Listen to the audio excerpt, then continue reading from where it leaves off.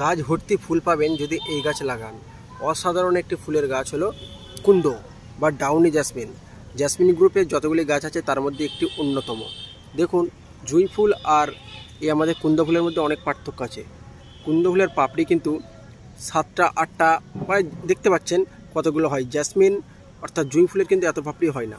আরেকটা, জুঁই ফুল, যে কোনো জুঁই ফুলে একটা সুগন্ধ থাকে, কিন্তু ডাউনি জ্যাসমিন বা কুন্দতে কিন্তু কোনো সুগন্ধ থাকে না। কিন্তু প্রচুর পরিমাণে যে জিনিসটা পাবেন সেটা হচ্ছে ফুল। দেখুন কত ফুল নিচে পড়ে আছে। এটি একটি গ্রীষ্মকালীন ফুল গাছ হলেও শীতকাল পর্যন্ত এই গাছে ফুল দেবেন।